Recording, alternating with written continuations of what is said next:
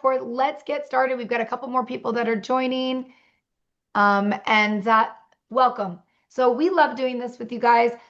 Little couple of housekeeping things that I want to go over before we start this beautiful, wonderful session. We will be moving in 2026 to every other month. So I know for this month, we've been doing them the last Wednesday of the month, and they've all been around Kickstarter. So if you have any questions like, hey, what is this going to be about in the future? It'll still always reflect things to make your Kickstarter campaigns better, little tricks and tidbits to running a successful Kickstarter campaign. So we'll never veer off that. But next year, we are going to move to every other month. We are skipping next month because of the travel schedule of the INKfluence. So we won't be having one is that right, Amanda? August? Yes, in August, but we will pick back up in September. So just wanted to give you that now. And if you just joined, a little housekeeping, take your cameras off because it helps for the recording. We do have a lot of people that rewatch this. So if your camera is on, just make it sure that it's off and you're muted, but feel free at any time the entire hour to put your questions in the chat. Amanda is monitoring those as well, and I'll be moderating. And Melissa, it's really up to you if we can stop and ask in between, or you want them to hold their questions to the end. Do you want to tell them now? Completely up to you how you'd like it to go. Um, I'm honestly okay either way. I like to have more of a conversation because I think we learn the best when the Just, audience is able to participate and ask questions, yes, so that I'm teaching you the exact thing you want to know and so that you can catch me off guard. So you know it's the 100% real answer. that's right. I like keep me on my toes. I like to dance. Keep Melissa on her Um, toes. I like this. So I have like an opening framework I'm going to share. It shouldn't Sure. be super long. And then I have a list of like all the topics we can talk about. So maybe it's better to save questions just because I've saved such a huge portion for that reason. I love that. And I think that's a good idea. But put them in the chat, guys, as you go. We always have audience write in questions. So we do have a list of questions that we'll be asking at the end as well for those of you who wrote into us and asked us to submit those because you wouldn't be able to attend today. However, if you got a question and it's a burning question, throw it in there and then we'll ask. But without further ado, Melissa Storm, this is Facebook ads for Kickstarter. I myself feel very overwhelmed by ads, which you already know because we're friends and we talk about this stuff. But I think this is going to be a great session for everybody because I know that this is a struggle in all aspects of marketing, but it's specifically for crowdfunding. So without me talking any further, the floor is yours. Go ahead. Okay, hi. Let me share my screen. Everybody see my cute desktop art? Oh, yeah. Okay, yeah, this is my next book. You know I love that cheese. I know. We're gonna work on cheese together. I love it. All righty. I made a PowerPoint for you, and I'm usually pretty PowerPoint agnostic, but I did it for you, I mean, it's which is why beautiful. it's taking forever for me to remember how to phrase it. I mean, Here we go. my staff can tell you technology is not my strong suit, so you're in a good place. All right. Hi, I'm Melissa Storm. I'm a New York Times and USA Today best-selling author of at least 10 pen names. Honestly, I don't know because this has been my full-time job most of my adult life and I'm 40. So I'm the CEO of Novel Publicity. We've been around since early 2011 and kind of evolved with indie publishing in terms of marketing. When we started, our main service was blog tours and Twitter views. Now our main service is Facebook ads. And luckily, Facebook and Amazon keep it easy by never changing anything, and always being super transparent. So this is a very evolving topic, which is another reason I didn't want to like dig into a presentation template that was really structured because something could have changed since the time we started this call. That's how quick everything is evolving these days with AI and Someone tech. just said, wait, I want to make sure that was sarcasm. Yes, that was sarcasm. Things are changing constantly, which is baked into my presentation a little bit. So here we go. Yeah, sorry, I make a lot of jokes. I apologize, and I apologize in advance. There will be at least one F-bomb at some point. I try to That's keep it right. clean, but when I get excited, they just slip out. And this is exciting to me. Okay. So, my Kickstarter ad strategy that I'm going to be presenting to you is built on real data. I have successfully run my second personal Kickstarter. I've helped a lot of clients. Novel Publicity has over 150 clients. They're not all mine personally, but a lot of experience on that front, and then experience as well with my own books with a very difficult to sell brand. So, that was what I used as the basis for creating this, built on real data. How I raised 12K plus on Kickstarter with almost no existing audience. Woo-hoo, that's amazing. So I have real and current data, and then I've even evolved my system since the last time I've used it, which we'll talk about. But cold traffic ads were the majority of my income on this Kickstarter, and I have proof in the coming screenshots. It outperformed native Kickstarter, and that's with Oriana helping and giving me little promo boosts and putting me in categories that I had a previous Kickstarter for the same series. So everybody who was from my previous campaign who came and backed, that would be logged as Kickstarter traffic as well. And just so you Um, guys know who Oriana is, she is head of publishing at Kickstarter. Most of us on this call know, but in case yeah, you're new, that's who Oriana is. And she's very helpful and always available for assistance. So, welcome to the cool table, yeah. everybody. So yeah, I tracked everything individually. So what was my newsletter bringing in? What was social bringing in? What were warm ads bringing in, which we'll talk about? What were cold ads bringing in? All of that. Cold ads were definitely king. And it becomes even more apparent when I tell you that Facebook broke my pixel in the middle of this and everything fell off a cliff. And it's very, very obvious in the data graph. Facebook has been changing a lot with their direct sales and pixel integration lately. They broke everybody's, not just mine. And then they didn't even take accountability or tell anybody it was broken. I had to figure it out myself and figure out how to fix it. But cold ads, they can work. They worked for me, they can work for you. So here's a little bit of the campaign. Dana, is the window of like the Zoom call people, is that like covering my PowerPoint or am only I seeing it? I think only you're seeing it. It's Okay. not for anyone else. Yeah. Okay, I will Can, visualize the can rest you of the move screen. move it? I normally people can you can move them. Okay, I put it at the bottom. I like seeing you though. Oh, Okay, I see. so this is the book I ran for. I had previously done a book one hardcover special edition, and this time I did a paperback trilogy edition with new art. And you can see how it funded. You can see, I'm just going to keep moving us. The number pledged via custom refers, 38%. That's almost exclusively cold ads. Cold ads means running to an audience who has no idea who I am, not retargeting my newsletter or like just completely new people. And you can see where the pixel broke. Uh, it broke somewhere in here because we were very steadily moving up and I was scaling, I was getting a 5 time return. So for every dollar I was spending, I was making $5 back, being tracked through the pixel. Then the pixel broke. Then I figured out how to fix it and it went up again. And then the straight line at the end, that's late pledges. So when the campaign ended, I turned off ads and I didn't get any more pledges. A way to expand this experiment would have been to keep running ads at that point. But you can see the pixel shenanigans very clearly. And then here is just a summary. We've had three people ask this, so I think Yep. it's good to ask. Three people have asked, what is a pixel? Okay, a pixel is it's really important. So we can go super in depth and I can show you as part of the QA because I'm going to be doing screen flows. But yes, if you want to run ads for Kickstarter, a pixel is a must. It is a little snatch of code that tracks what's happening on Kickstarter's side and reports back to Facebook. So every type of ad I'm going to talk about depends on having your pixel set up properly, which again, we can cover in super complex detail. And also as a spoiler, I have a Kickstarter campaign coming up about Kickstarter ads, and it will go through flow by flow. Click here, do this. Like it's super detailed. Do you have So the pre-launch link? You could throw it into the chat. it is going to be at the end of the presentation. I've thought of everything, but you can see Facebook ads cold.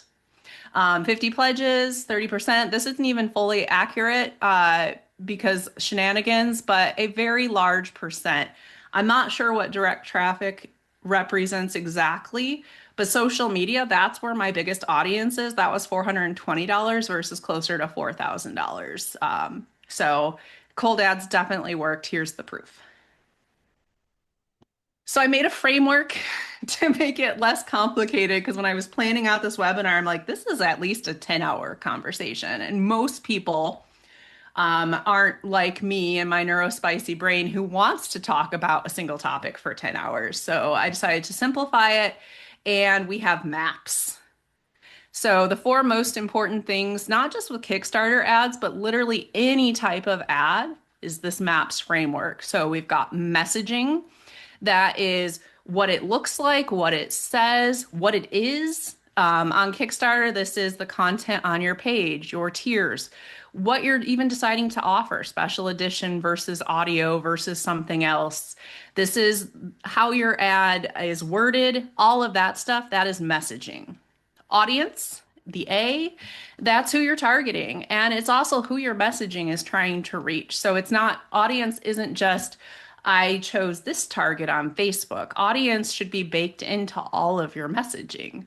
For example, my most recent Kickstarter is fantasy books for neurodivergent people. So that is in every part of my messaging. I keep things shorter, more fast-paced, really to the point and well organized because I'm a neurodivergent author, I have neurodivergent characters, and those are the readers I'm trying to reach. So that influences all of the messaging because of the audience.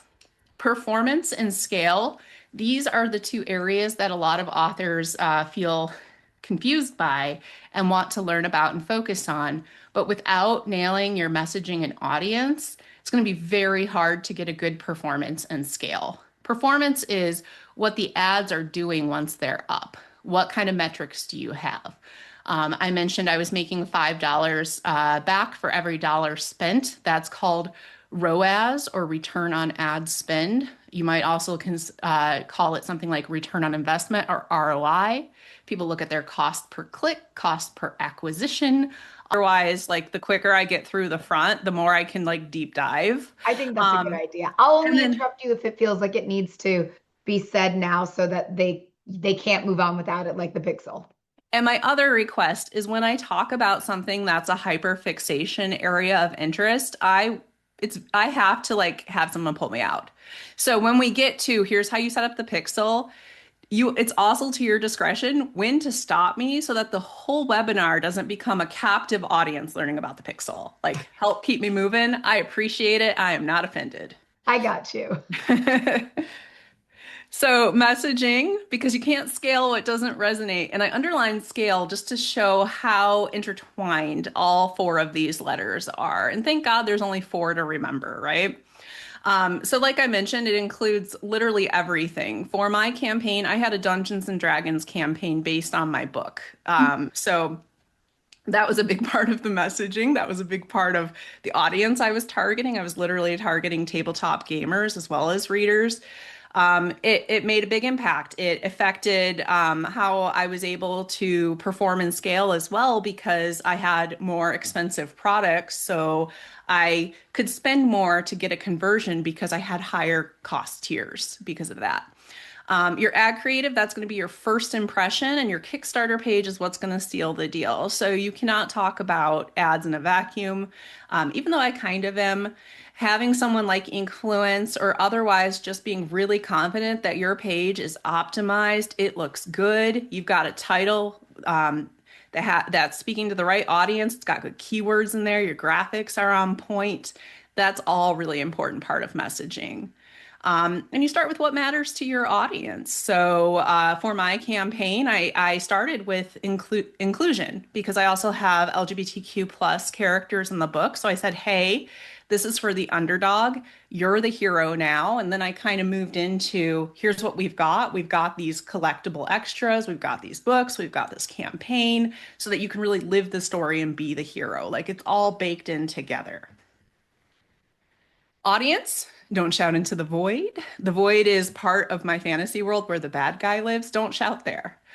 Talk directly to your people. So a lot of authors get overwhelmed by writing a book description or ad copy, and they just kind of go very generic. But you want to be specific, not just info dumping specific, but what kind of words does my audience use? What kind of things are of interest to them? So I really played up the underdog angle and you belong in fantasy. Representation matters. Like you are the hero. That is what the audience for this project wanted to hear. The audience for I don't know, a steamy Greek mythology romance, they might want to hear things worded a little bit differently. Maybe not you belong in fantasy, but like Zeus belongs in you. I don't Ooh. Ah, know. and we went dirty. Still no F-bombs, so I'm doing all right. I'm impressed. If you don't have a starting audience, you don't need one. Like my Kickstarters were built, the first one, brand new pen name, launching it for the first time on Kickstarter. The second one, literally all I had is the audience from the previous Kickstarter because this has been a really hard brand to sell on Amazon. It's been a lot easier for me on Kickstarter, partially because of the pixel and being able to see who's actually converting, and partially because Kickstarter's kind of weird and I'm really weird, and so we get along. Amazon's too normal for me. It's like a non-magical person. Meta targeting, it's changing really fast. You've got cold audiences, that's your interest and behavior bases, or no targeting at all. You've got your warm audiences, those are people who already know you. So that might be people who follow your Facebook page or signed up for your newsletter or have clicked on your ads in the past or follow you on Patreon or a customer file from your Shopify store. But these are people who know you. Warm adjacent is what I've decided to nickname lookalike audiences. And then also include when you have a friend promoting you. Maybe your friend is going to boost to their audience. So that's warm adjacent because maybe they don't know who Melissa is, but they know Dana and trust her. So it's a little bit easier than a cold audience. But lately, like I said, Meta's changing so many things under the hood, frequently breaking things. They always fix them eventually, but sometimes you'll get stuck where you're trying to do something and not realize the tech is broken at the moment. So there are a lot of complications there. Right now, Facebook is removing a lot of more specific targets. Most authors gone. So if you've built your ads on targeting Janet Ivanovich or E.L. James, no more. Not an option anymore. If you still have the option, it might be gone tomorrow. Like it's going away. This is the thing that's happening because Facebook wants you to do your targeting not through targeting. I know this is getting very meta, which is appropriate as a name for the company we're dealing with. Facebook wants you to make it very clear who it's for through your messaging. So the book cover, the image you attach to your ad, the words on your ad. Facebook's AI algorithm it's taking all of that in and then it's deciding who to serve ads to. So they're using your messaging to reach their audience. So even if you tell them a problem a lot of authors have had as Facebook has been making these changes, you can tell Facebook, this is a romance novel. I want women age 25 to 60 to get this ad. And then the image is a woman in lingerie. And suddenly, a ton of creepy men are commenting on this ad. But Facebook, I told you I want women. But based on the content and image, their algorithm says actually this ad is for men. So these are the types of things you have to keep in mind. Just dropped like a huge topic just in the middle there that's on everybody's mind right now. But really being able to dial in your creative when we are creative creators. So that is a strength for us versus a business who's, not artists. And then the pixel training, again, that pixel that I'm just teasing at this point, that's your edge because knowing how to talk to the audience and then knowing who's actually backing your campaign and how much money they're spending, having that information, that gives Facebook's algorithm what it needs to work for you. Because they really want to work against you, it feels like sometimes, but no. And performance, your ads are talking to you, learn how to talk back.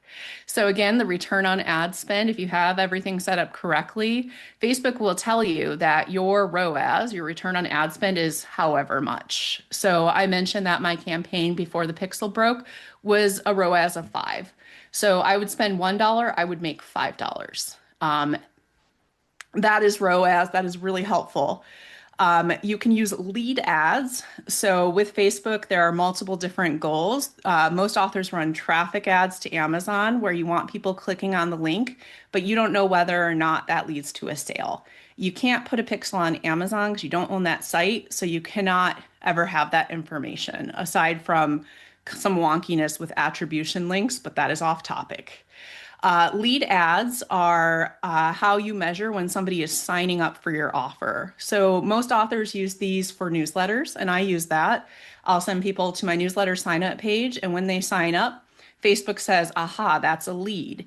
So they're optimizing that campaign for people who won't just click on the ad, but once they click, they'll also subscribe. So that's different than people who click and then nope out. That's a lead ad.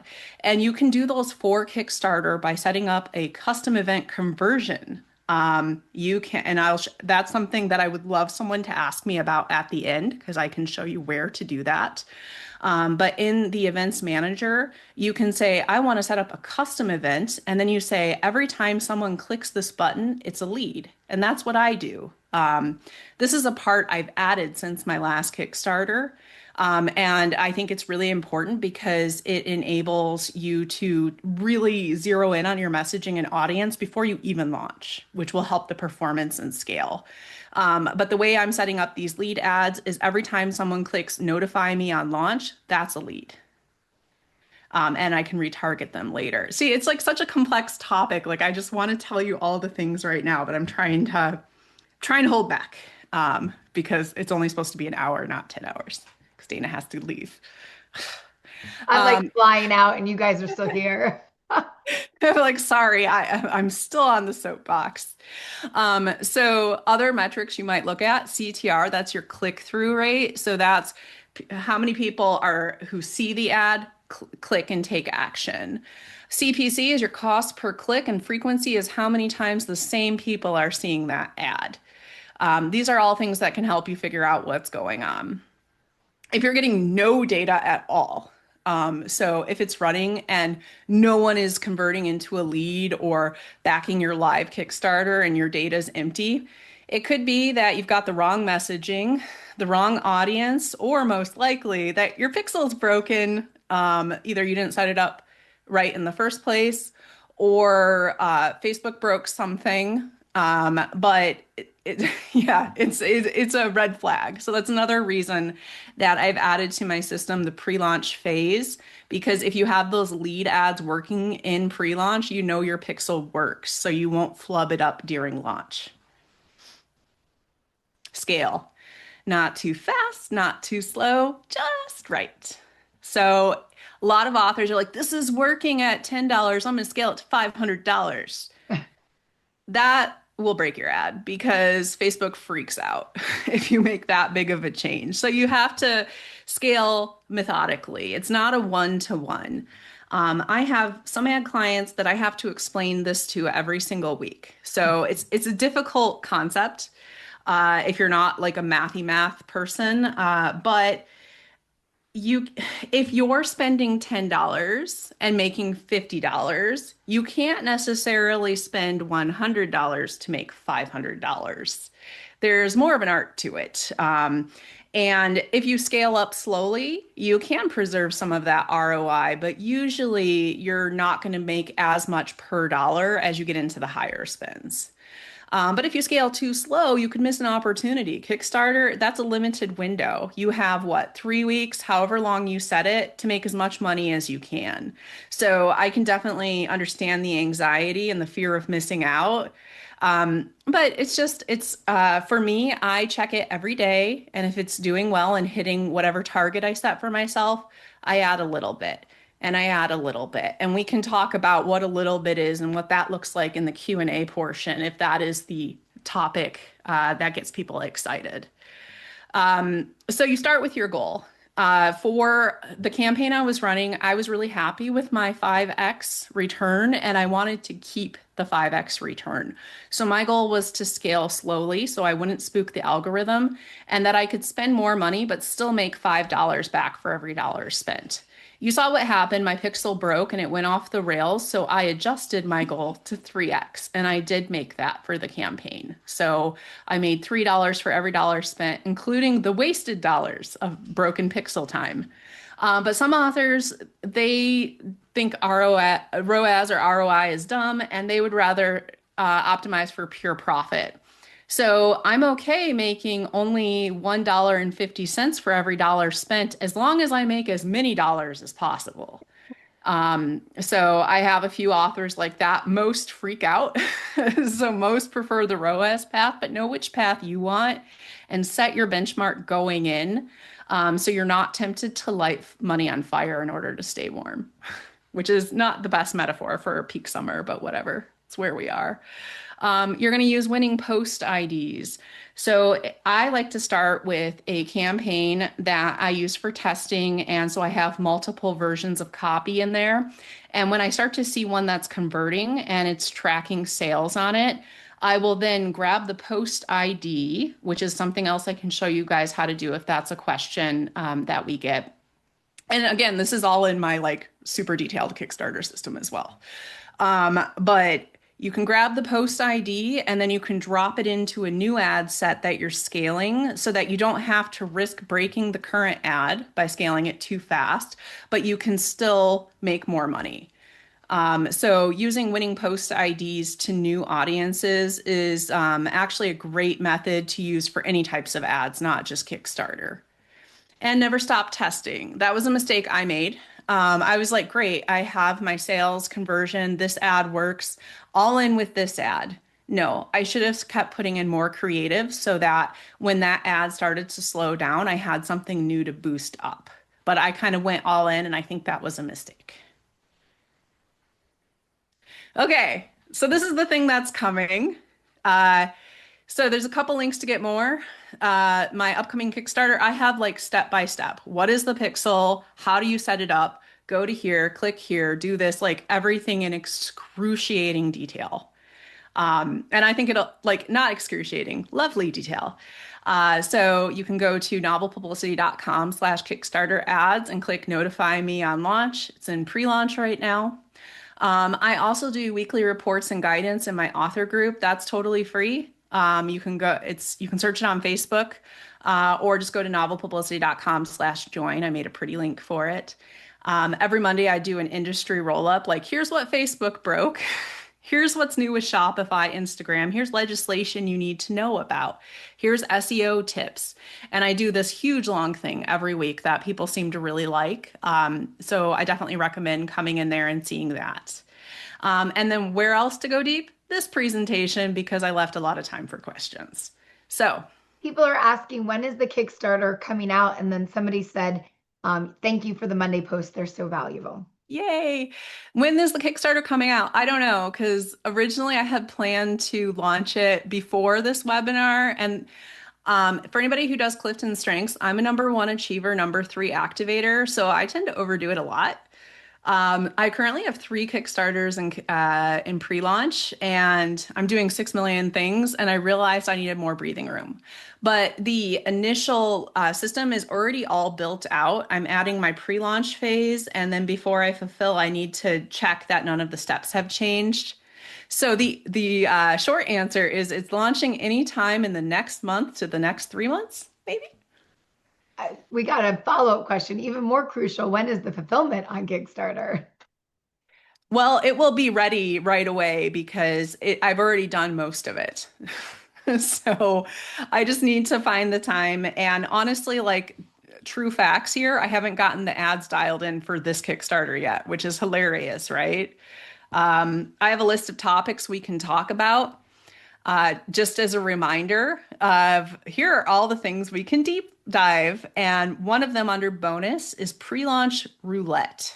So I mentioned I have 3 Kickstarters in pre-launch. I can show you what they are, have them on the next slide, and then I can have you guess, even though I kind of gave a spoiler away, which one's doing amazing, which one's doing so-so, and which one sucks balls, and I need to figure out.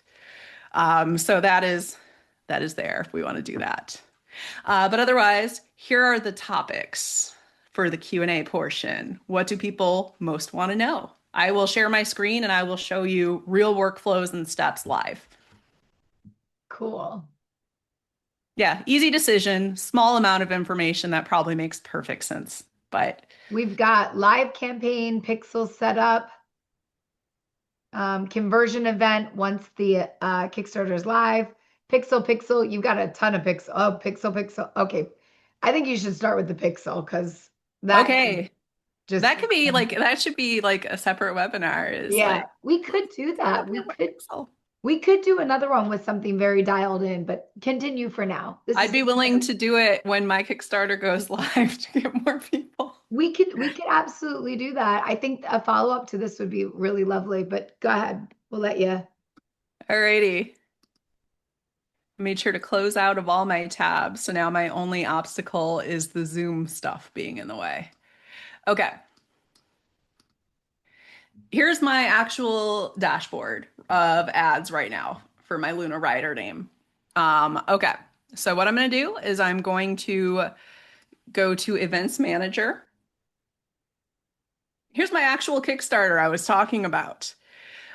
So when you have a Kickstarter, I'll go into one that's in pre-launch to show you. Pixel lives under promotion. And you scroll down, here's Pixel, Pixel ID, and this is the conversions API access token. This thing is really important. So you want both of these set up properly. So under Events Manager, you can create a new pixel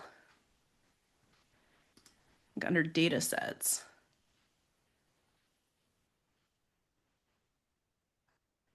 Like I mentioned, Facebook never does anything infuriating like not work. Like trying to do a live flow. Let me open it. Okay, here we go. So I believe actually I'm going to have to research if you need a business manager in order to create a pixel because that's a possibility. But I'm going to go into business settings as well. Facebook moves things around all the time. So that's part of what my documentation is going to account for as well. But if we go into data sources, data sets, and pixels, and here you can see I have various pixels. All the dead pixels are because once you create one, you cannot destroy it. You're stuck with it. So inside a business manager, data sources, data sets, and pixels, add. And you should be able to create a new pixel that way. Uncheck this box. This is an unholy abomination. It's like my current least favorite thing in the world. We learned this one together. Yes, I was helping Dana set up her pixel. Facebook now has a paid partnership. They took something that used to be free, they broke it, and they try to trick you into paying for it with one of their partners. So you do not have to pay anything for this to work correctly. They actually put the working thing that used to be free, they moved it. So they renamed the broken thing to the old thing, and then it's just a mess. Just don't check that box, but you can name it, create your pixel. Then you're going to go to Events Manager, and you can see that for my 3 Kickstarters, I have different pixels because they're very different audiences. One's on Facebook ads, one's on tarot, and one's a fantasy fiction novel with a sentient cheese. So I have different pixels for that. Then I have my website and my Shopify as well. But once you have your pixel set up, I know that was very fast. You can go into settings and you're going to scroll down.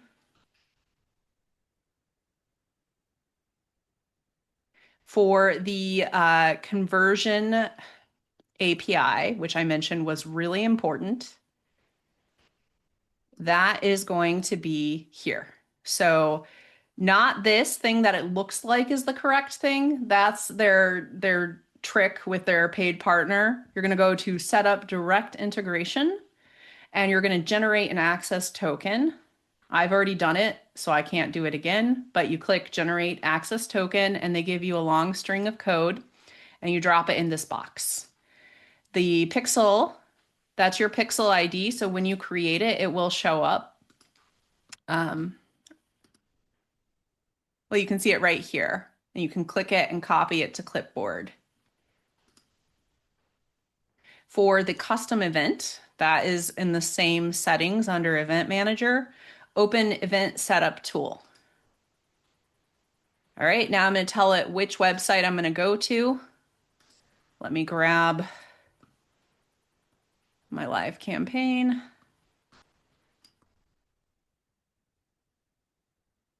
Okay, I'm going to close that so I don't confuse myself. So you give it your pre-launch page link. Okay, it can't be a preview. It has to be a page that's live and crawlable by Facebook. So you can see here, I already have it set up, but I'm going to click track new button. And then I can't select this because I've already done it, but I would click that. Here, I don't want report. Okay, I'll click me. You select an event, and then you can say this is a lead, no value, and confirm. And that will have anytime somebody clicks notify me on launch, that is registering as a lead. So that is the quick and dirty of Pixel setup. That was pretty cool. Katie Cross had hi Katie. She had a question. I don't know where it got put. She said, where is that one? There we go. My Pixel never seems to read on when I run ads to Kickstarter. I get zero data.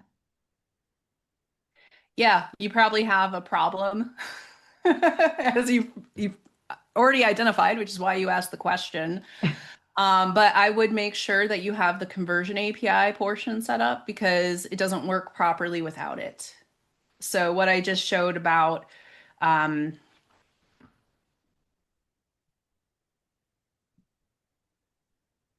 down here, set up direct integration, generate access token, and then you bring it back and you put it in this box. That's really important. Also on the ads side themselves, I'm just gonna open no, I'm not. I have to be careful because I don't want to accidentally get into client data, but I like having the tab in case we have to reference it. I'll deal. So also when you're setting up, you have to make sure you attach the pixel to the campaign. So here we have, I've set it up as a lead campaign in this instant versus traffic. My audience for Tarot's Kickstarter, publishing, and woo-woo. It's a very, very good audience. I like the woo-woo part. So you can see that I have the data set selected and I have it tied to the pixel that this campaign is tracking. That's an important step. If you do not do that, it will not track. And then I believe I get to select it again on the creative side. So yeah, so these are live ads that are working well for me right now. And these And are it's down live here. pre-launch ads, right? Correct. Cool. Do we want to talk about my pre-order roulette? Because to me, it's fascinating, but I don't know if it's the question people have. So I leave mean, that yeah, to I the think audience. we've got a ton of questions, but I think you can go down any rabbit hole you see fit. All Captain. of this is going to be all of this is going to be relevant to what we all struggle with when we're running a campaign. So yeah. So, uh, play from current slide. All right. So these are my 3 Kickstarters in pre-launch, plus my ads dashboard screenshot. I did this so I have direct links to everything. That was my tricky thing. I've kind of already given it away, but I have 3 in pre-launch. One does so-so with ads. One does amazing, cannot believe how well it does, and one sucks balls. Do you guys remember which is which based on context? Dana? No, I don't. I don't know which one's which. So the Tarot for Writers one has far exceeded my expectations. I'm getting leads. So for a comparison, I have leads set up for my newsletter for Luna Writer. They get free short stories every month. So free book offer lead. The Tarot for Writers is costing less than my lead for a free book. So I created that, and that's kind of the benchmark now because that's what I know is possible. And I could further optimize that one, but leads are coming in below 50 cents. Leads cost more than clicks because the clicks are much less, but not everybody who clicks will convert to a lead. Right.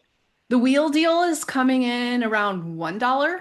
So it's about twice as much as a newsletter lead or the tarot campaign, which is like fine. And I let it run for a while, but it started going up in cost. So I was starting to exhaust my audience. The frequency was going up, which means same people were seeing it over and over again. So what that tells me is I got to go back to my messaging and audience to make it fresher. And being able to do all of this now before I get into the high stakes grind of a live campaign is gold. Yeah. The Facebook ads for authors, almost $4 a lead. Wow. So substantially worse, 8 times higher than my other nonfiction campaign. And I think that's partially because it's a really, really narrow audience because they have to be an author, they have to be interested in Facebook ads, and they have to be interested in Kickstarter. Right. And also, I think my page needs work because I kind of just put it up to put it up, thinking it would just like, of course, this is going to be great. Everybody's going to convert. No, I need to take more time on my messaging. I know my audience for this one, but I need to take more time with the messaging because um, with Facebook, you have to have a bigger audience. I recommend like a goal of 5 million people in your audience. And obviously, with a very narrow, they must be an author, they must want to do Facebook ads, and they must want to do a Kickstarter. That's not 5 million people. So if I make sure my messaging is really dialed in, Facebook will help me out. So my woo-woo audience is really dialed in because I'm part of that audience. Right. So I know how to target them. But yeah, so with all of this, and I wanted to see how they compared with each other, not just my lead magnet campaign. What I've decided to do is I'm actually going to launch the tarot campaign last. So that one's doing the best, and I'm going to hold on to it and get as many pre-launch followers as I can because I know I can get a lot. Yeah. And then that will help me when I go live. So That kind of cool. counterintuitive, but it makes sense when you consider like a certain percentage will convert. And if I get a ton of people backing straight away, it's going to be even easier to get more people. When you have activity you're sending to Kickstarter, so when you're using ads to get people to follow your campaign or back your campaign, it does wake up Kickstarter a little bit and they help you out. Confirmed with Oriana. Like that. So yeah, that's my pre-launch roulette, and it is on my list to redo the cheese and ads Kickstarters. I just haven't done it yet because I'm about to fulfill digital content for my last Kickstarter, so I'm currently in a panic about getting all the pieces done in time because that's due tomorrow. We just had another question, and then I'd love to go to because we've got about 15 minutes left. I'd love to go to some of the pre Mhm. submitted questions, but Jay Scott just asked, do you do a different data set for Kickstarter leads versus Kickstarter backers or No, versus Kickstarter back? no. You would actually retarget people. So in your ads, you can go to audience,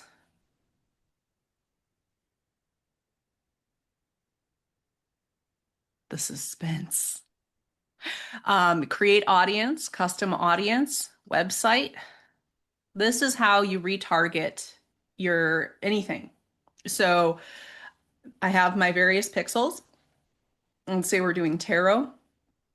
So I could have all website visitors, so everyone who went, and then I could get really fancy and I could exclude everyone who went, but wasn't a lead. Hmm. So now I'm just retargeting people who were interested enough to click, but I didn't get them to convert. So I like you could separate out the pixels, but why? Because you can do it granularly like this. You can also say that you only want people who went to a certain page. For a Kickstarter, you have one page. So That's easy. But like for Shopify, you can say, I want people who went to this product but didn't buy it. So I would use one pixel. The reason mine are separated out is again because they're substantially different audiences. I still might try retargeting my Luna website, Shopify, and my more traditional like fantasy books and send them to the tarot books. But the ads, no, that's not a match. Okay. Somebody else asked, do you need to reset the pixel when the campaign goes live because the buttons have changed a bit? You wouldn't be optimizing for leads anymore. So when it goes live, if you've set up your conversion API, it will automatically track people who are backing and how much they're spending. So, and in that instance, you would create, here, let me go into one. Trying to find my one that, okay. So you would create a sales objective campaign. So I'm in my actual old ads. Um, So you can see sales objective. Before we were leads objective. When you're doing Amazon, you're doing a traffic objective. If you're boosting a post, that's an awareness or engagement objective. Um, what was the question again, Dana? I lost my train. Um, do you need to reset the pixel when the campaign goes live because the buttons Right. have changed a bit? Okay. So it will automatically, it knows when somebody makes a purchase, AKA backs the campaign. So it will automatically track that for you. I think I'm just on a different view. And it will tell you here that you got to purchase. Let me see. Yeah, I just, for whatever reason, I lost my custom setup, which has the ROAS and stuff, but it will come back into your dashboard and tell you all of that. So you don't have to do anything custom once it's live. The custom button is only for pre-launch. And you can see here, like, it's tracking the leads. It automatically knows these many people signed up. They cost an average of this much. So no, you don't have to do anything new with your pixel, provided you set up the ID and the conversions API correctly on the back end. And then you optimize for sales. Cool.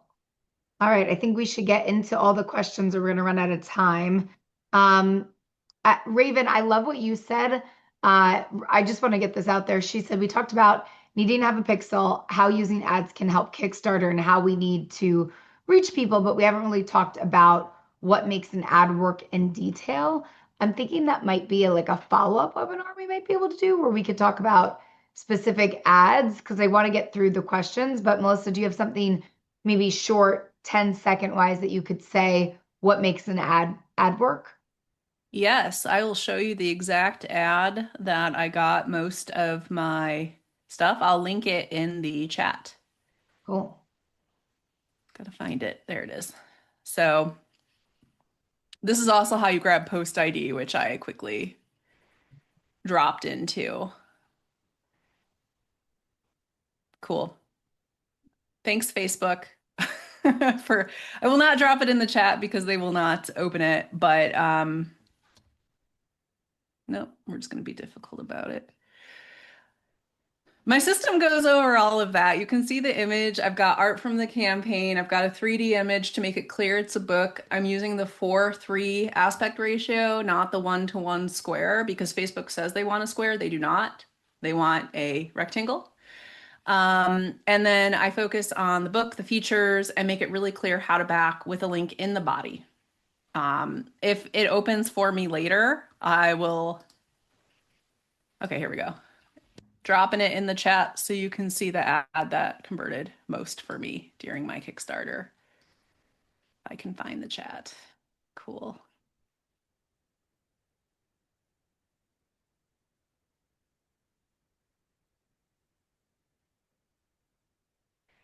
It is not letting me go to the chat. I will email it. If you email it to us, we can put it in the follow-up email with the recording too. Yeah, here. I know I have a friend watching, so I'm gonna send it to her really quick. She says I'm brilliant. and then I'm crushing it. Thank you. Jessica, will you please put that in the chat for the webinar? Thank you. Okay. Um, Gwen has a question. Here's the big question. Are you available to hire to set up, run ad for campaigns now? Yes. So I actually learned all of this because I met Dana in New Orleans at a conference and With she had Jessica, by the questions. way. Jessica What? Scott. We met her there too. Yeah, it was a good conference. We had a lot of friends. So she had a lot of questions about Kickstarter ads and stuff. And I'm like, oh, I've never really gotten them to work. But then I was really motivated to figure out how to get them to work. And I have since then, and I'm only getting better. But I created this service for Dana. And then ironically, her assistant found my company because of this service and then hired me. Yep. So it's all full circle. So you can book an hour-long call with me where we go really in depth with what you need. I have this service which includes the system, so you could get it early. It will just cost a lot more because full disclosure, the system's probably going to be $50 for this super detailed documentation with videos, with all of that. I might even include like some chat GPT templates to help with things as well as a stretch goal. But this would be $500 if you purchase the system now because you get the early access to the documentation and then you get an hour and a half with me. And my rate is $275 for 1 hour. So also we have ad services where you can hire us. I only do the quarterly and I have a wait list. But if I'm excited enough about your project, I make exceptions. But I have other people on my team who are amazing and available now. So yes, novel publicity. Thank you for asking. I love it. Okay, we only have 5 minutes left and we have 20 something questions. So let's see. Amanda, do you want to highlight? I'm going to ask any more in here, but do you want to highlight like the top three on that list? And then I think, Melissa, we're going to have you back if you're game for it. Yeah, and I mean, I have time now. If you have to go and if Amanda can host, I can stay and answer more questions. Well, we keep these for an Okay, hour because of the way we have our webinar set up on. follow up. Got it. Yeah.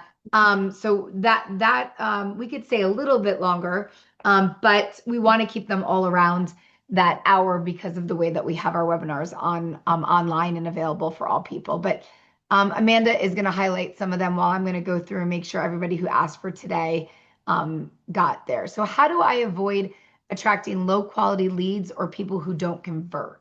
Is there a way to do that?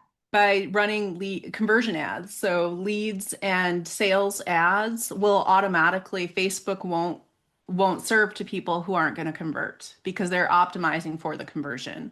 So if you run traffic ads, you might run into that problem, but with what I've outlined, you will not. Okay, great. How often should I be refreshing or rotating my ad creatives during a live campaign? I do it every day. Wow. So I have a couple, I don't turn off old ones. I just add one new thing to test. So one new copy with an existing image or one new image with an existing copy. And I just add one thing at a time. I have one or two audiences going, so I'm not overloading Facebook. But, time is money and you have a limited window. So every day it gets something new from me. I mean, that's pretty good information. I wouldn't have thought that it would be that frequent. So, should I send traffic directly to Kickstarter or to a landing page slash email list first? Is there a benefit? Yes, directly to Kickstarter with the lead for the button. Okay, directly to Kickstarter. Is it possible to run a successful campaign without any paid ads, or do you believe that they're a must at this time? It's totally possible. My first campaign, which funded at like 12,600, I ran ads. They did not work. So I spent more on ads in that campaign for nothing than I did on my most recent one where they converted really well. So I really like Kickstarter because of the discoverability that is there innately already. But if you are running ads, it helps give you even more of that Kickstarter discoverability. But totally possible to be successful without ads. Still follow the same framework, at least for the messaging and audience. Really dial that in. Okay. In a follow-up, this is from Lily. Would you be able to detail the differences between fantasy and romance slash romantic romance contemporary and how those ads look? I don't know. if I completely understand that. In a follow-up, would you be able to detail the differences between fantasy and romance slash contemporary and how those ads look? So tell me if this is okay. I'm kind of going out on a little branch here. Yeah. I'm going to be helping Dana with ads for her Kickstarter, which is a romance, and Yeah. mine is fantasy. So Yeah. if our follow-up, if Dana's comfortable, we can dive into both of our campaigns. Yeah, let's do that. I think that's a great idea. All right. Nice job, Lily. That's going to be our follow-up in our follow-up webinar. Um, let's see. Okay. Amanda linked all of your stuff in here, guys. So you've got the links in here as well. Um, what kind of budget do I realistically need to see results from paid ads? I think I started at I do my pre-launch ones at $10 a day. No, I started at 5. I think I scaled the tarot one to 10 because it was doing so well. So very low in pre-launch, $5 to $10 a day. And you can be successful there and dial things in before you go live. Um, for my live campaign, the highest I got was $125 a day, and then the pixel broke, and I had to actually scale back. But I started at $20 when it was live, and I just added very slowly until I got up to 125 was my peak.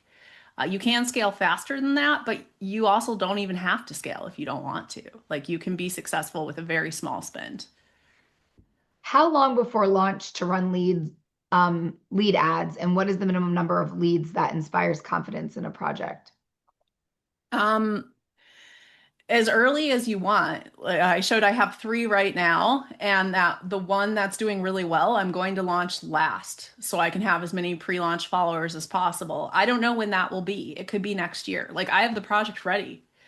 But I can only do one thing at a time, unfortunately. For the Kickstarter ads for authors one, ads aren't working great. So so ironic, but I'm like, okay, well maybe I should do webinars and talk to people and rely on social networking for that one more than ads. Yeah, you have 40 people live here and 75 that are signed up. So now you just got a lot more followers. Yeah, so I still think that Kickstarter will be successful, but again, extremely ironically, ads might not be the path to success for my Kickstarter about ads for Kickstarter. That is so funny. And I'm then gonna try, but we'll see. Anthea wrote a follow-up to that question that I want to share because I think it's really helpful. It always depends on your funding goal and estimate average of a pledge amount. And then a good example that she said is we recommend at least 25 for pre-launch followers for a goal of 500. And I think that's spot on. So thank you for that ad. That was awesome. Okay, let's get a couple more in real quick. There was one, I'm trying to look for it, but I have a memory of it. Would you reuse the same pixels over and over again for different campaigns? I'm going to So try to find it to word it So, no, correctly. I understand. The Luna's Kickstarter pixel, that's for all of my fiction projects as Luna Writer. So I'm reusing that one. I used it on the last one for When Life Gives You Legends. I'm going to be using it for the Cheese book. Anytime I'm doing a fantasy fiction project, I will use that pixel. Okay, perfect. Um, all right, Amanda, let's see. Um, what is the difference between audience targeting for Kickstarter versus book sale ads? I think the question is about traffic versus sales ads. And traffic ads, again, I do not recommend them for Kickstarter because since you can have the conversion data, that's crucial. Facebook has realigned their whole ad system. And authors think that, they're breaking stuff that works, but the truth is that the people who spend the most money on Kickstarter ads, they're running conversion ads. They're getting signups, they're getting sales on their direct sales. So they don't really care about breaking traffic ads. So all of the auto optimizations, they're for sales ads. And the reason it doesn't work for traffic ads is because Facebook doesn't have the piece of information about who actually converts. That's crucial. So they're going blind. So what will happen is I had a client ad I had to turn off. It was 3 cents a click, which you would think is amazing, but it was doing, I haven't said fuck yet. It was doing fuck all because Facebook was serving it to the wrong people because they wanted really cheap clicks because they didn't understand they were low value clicks. So anytime you can run a conversion goal ad, sales or leads, do so. Okay. I know this is Kickstarter related, but can you pixel to Amazon? No, Oh, I didn't know that. I did not know that answer. I love the question. I love that there was an answer. that was an easy Um, answer. Next that was question. good. Yeah, like move on, Dana. Okay, let's see. Um, how do I make sure my ads are actually converting into pledges and not just clicks? By doing the sales objective ads Yeah. because Facebook will directly monitor that with the conversion API and report it in your dashboard. What's the best way to test different ads and audiences or creatives without blowing my whole budget? Pre-launch, lead ads, $5 to $10 a day. Have a baseline comparison. If you don't have another Kickstarter to compare to, do what I do, what I showed that I did, and do a newsletter conversion for the same pen name, and then compare. Are ads better for growing my pre-launch followers or boosting live campaign performance? Like, would there be a better time to run that? Depends on your goal. My last campaign, I didn't have the pre-launch piece dialed in, so I started ads when it went live. So there was no lead portion, there was no testing, there was the knowledge I had gained from my past Kickstarter. I think both are really important.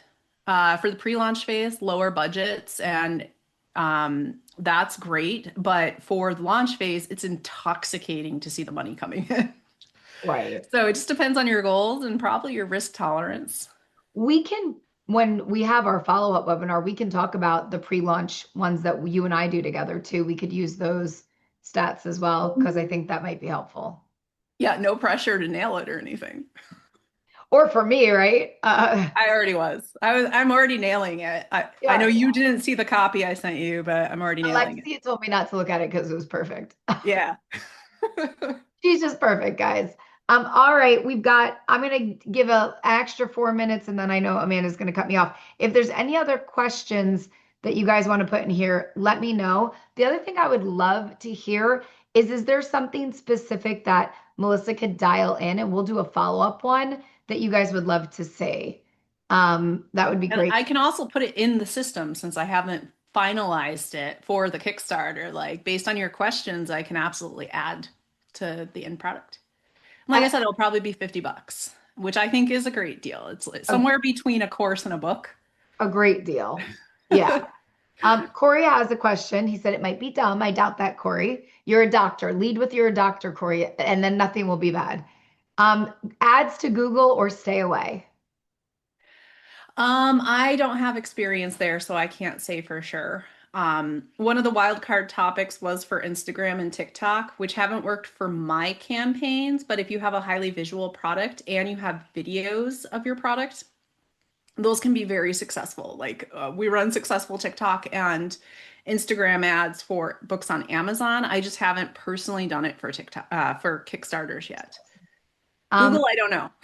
Never That's asked, is there language for ad copy or targeting that helps Facebook algorithms understand you want to target people interested in special edition books?